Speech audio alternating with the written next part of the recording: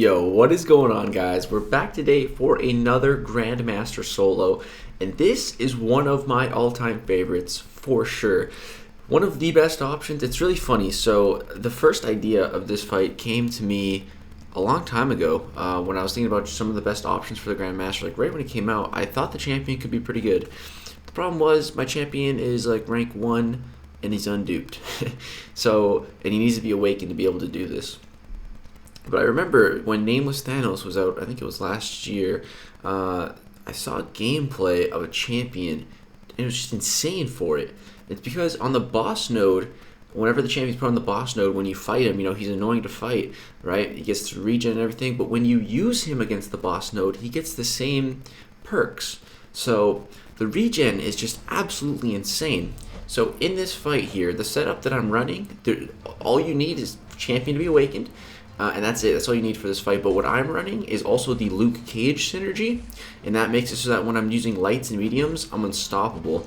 So pretty much in this first phase, this is the easiest first phase I've ever done. I am literally dash back, dash forward, dash back, dash forward, dash back, dash forward. I'm just doing it mindlessly. I'm not even like trying to really intercept. Dash back, dash forward. That's all I'm doing. I don't care if I get hit. I actually want to get hit a bit, because the regen increases for the more damage that you've taken throughout the fight, for a maximum of 5% per second.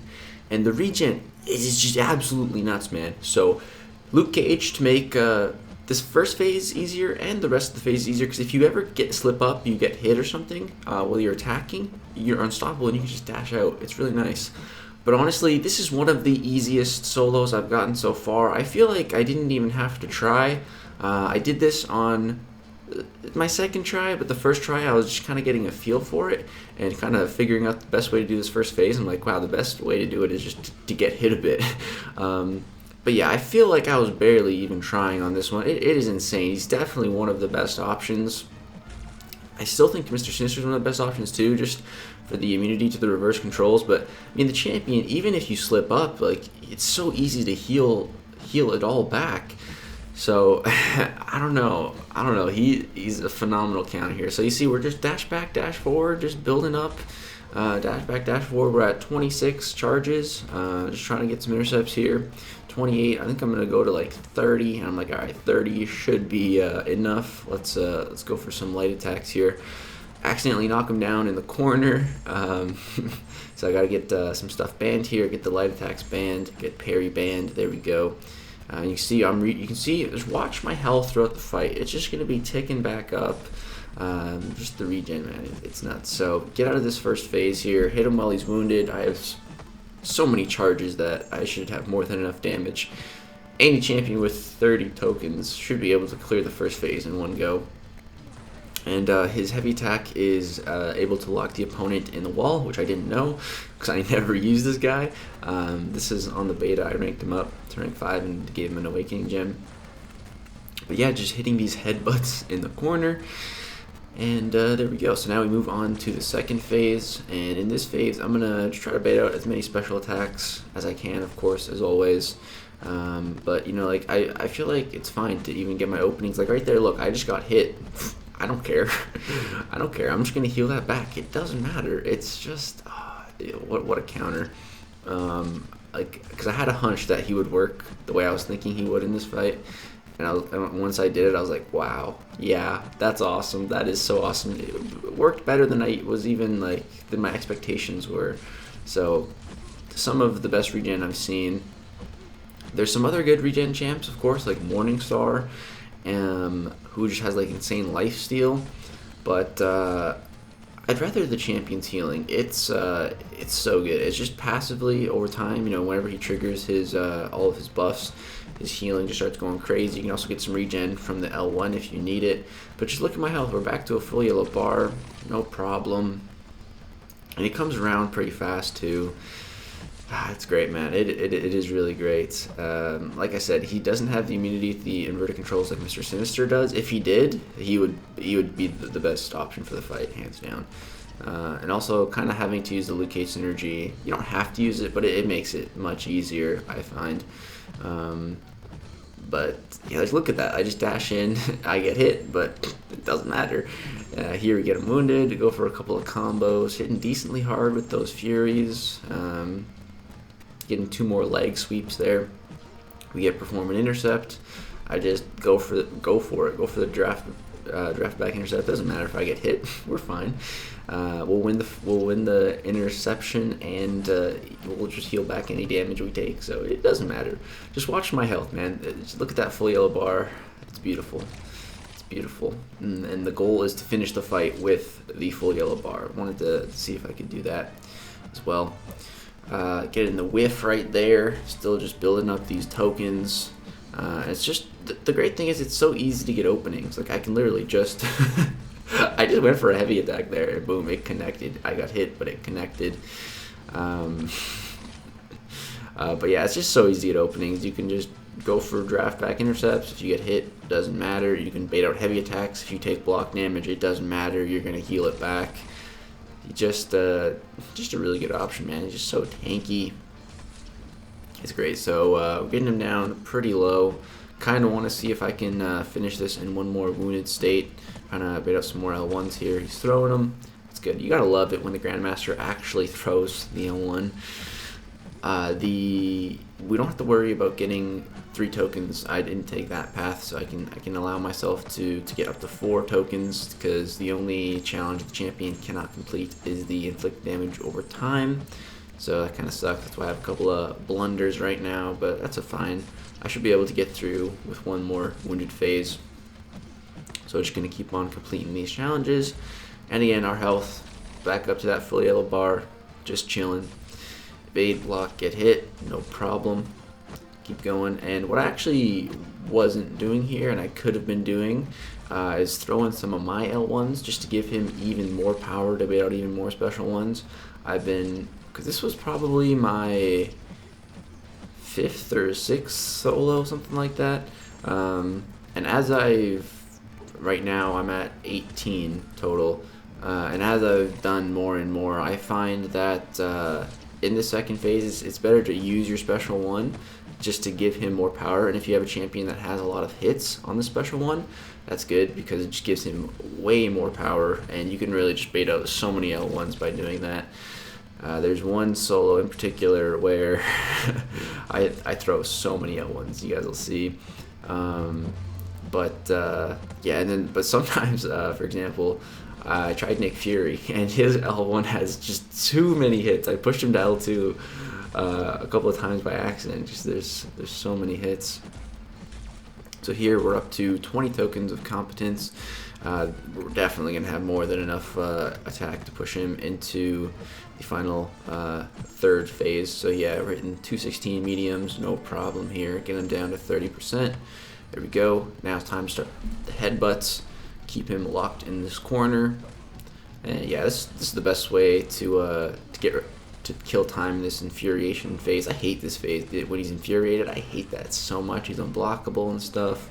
Getting clipped by that feels so bad. So if you can just lock him in the wall with a heavy attack, it eliminates any threat of getting hit, as long as the heavy attack can actually lock them. So here we get stand still, no problem. And the great thing is as well is if we got to push him to an L2, that's fine. We can regen up all the block damage that we take. It doesn't matter.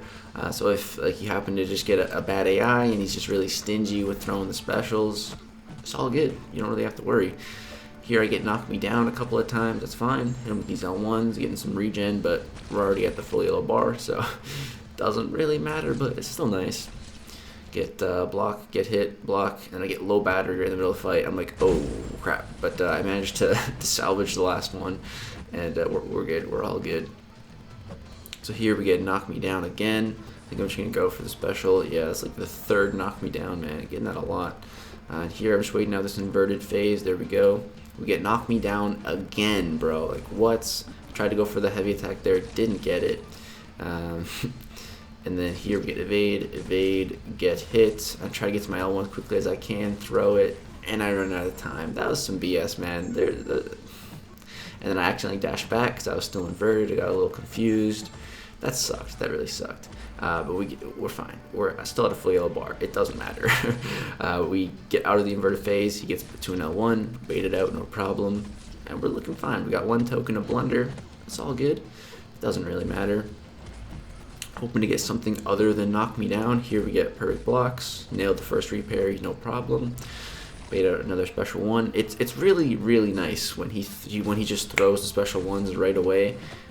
Especially in the third phase, because the third phase can be the worst if he doesn't throw them, and some of his challenges can mess with how he plays. Like for example, when he gets strike my block, he starts playing really defensive, and he won't throw the special. And sometimes he goes to a special 2 or even a special 3. So that's so infuriating when that happens. So yeah, when he's just throwing those L1s right away, that's great. That's exactly what you want him to be doing. Here trying to bait out this L1, and boom, he throws them. Like, oh, perfect. That's so perfect. You can really get a lot of these tokens here. We're at 16 tokens now, looking pretty good. We get the stand still. All right, that's fine. And we get him wounded here. And I was trying to get him all the way down to 1% in this wounded phase, but I just didn't have enough damage, and I just kind of getting a little unlucky on the crits. But that's fine. We can go through a more wounded phase. I'm still chilling at the full yellow bar, so even if I make some mistakes, it's fine. I'll be able to regen up. I got a large health pool to work with.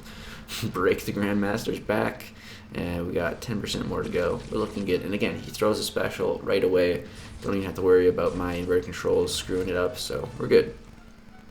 The inverted controls are about to trigger though, so just give myself some distance.